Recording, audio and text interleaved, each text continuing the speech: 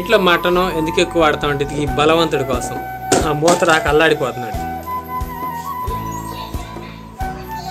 వెండి కొబ్బరి, ఎల్లుల్లిపాయ, అలాగే అల్లం చిన్న చిన్న ముక్కలుగా తరిగి పెట్టుకున్నాం మిక్సీలో వేసుకోవడానికి.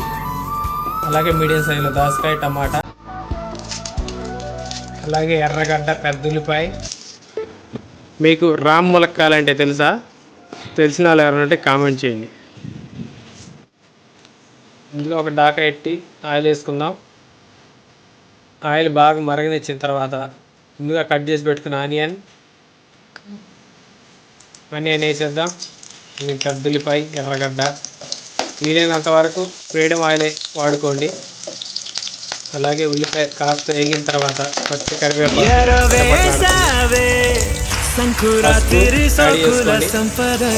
పసుపు వేయటం వల్ల ఉపయోగం ఏంటంటే కలర్ ఒకటంగా కొంచెం స్మెల్ ఉన్నా కానీ స్మెల్ ఆగించి పసుపు వేయటం. ఇంకా ముందుగా మనం కడిగి పెట్టిన మటన్ అయితే వేసేద్దాం.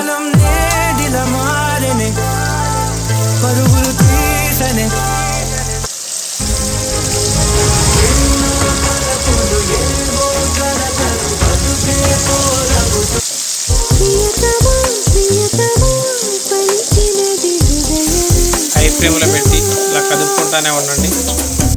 50% ఉడికిన తర్వాత దోసకాయ, టమాటా వేసేద్దాం. దోసకాయ ఈజీగా మగ్గిద్ది కాబట్టి ఉడికిన తర్వాత వేసాం. టేస్ట్ మాత్రం చాలా అంటే చాలా బాగుంటుంది. ముక్కలు సరిపడేటట్టు సాల్ట్ వేసుకుందాం. వేసి చక్కగా కలుపుకుందాం. మూత పెట్టి 10 నిమిషాలు బాగా మగ్గనిద్దాం. 10 నిమిషాలు లో ఫ్లేమ్లో బాగా ఉడకనిచ్చిన తర్వాత మూత తీస్తే ఇది బాగా పొగలు కక్కుతుంది. మెత్తగా ఉడికిపోయినాయి. అల్లం వెల్లుల్లి పేస్ట్ ఏదైనా సరే నాన్ వెజ్ అల్లం వెల్లుల్లి పేస్ట్ లేకపోతే టేస్టే ఉండదు.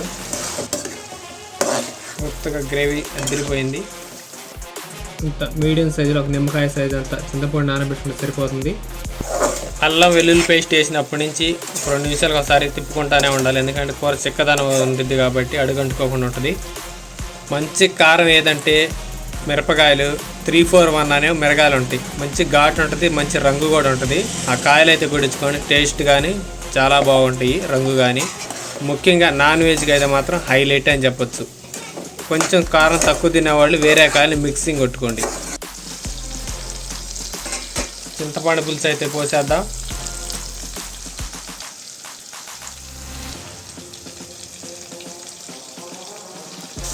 చింతపండు పులుసు అనేది టేస్ట్ మారటం కోసమే, లైట్గా స్మెల్ ఉంటాయి కదా, ఇవి పోవటం కోసం.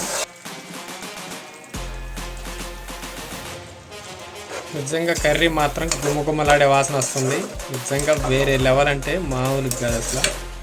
ఆల్మోస్ట్ ఉడికిపోయింది కాబట్టి 1 by 1 వేసేద్దాం. కొబ్బరి పొడి కూడా, కొబ్బరి పొడి ఎక్కువ వేయాల్సిన అవసరం లేదు, మీడియం సైజ్. ఎందుకంటే కూర సవదానం వచ్చింది కొబ్బరి పొడి వేయటం వల్ల. పచ్చి కొబ్బరి వేయటం వల్ల ఏమైందంటే కూర తొందరగా సర్దిపోయిద్ది.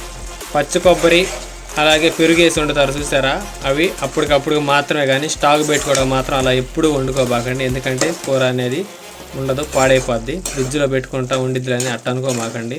ఫ్రిడ్జ్లో పెట్టకపోయినా సరే అది 2 రోజులు ఉండాలి. అది కర్రీ అంటే.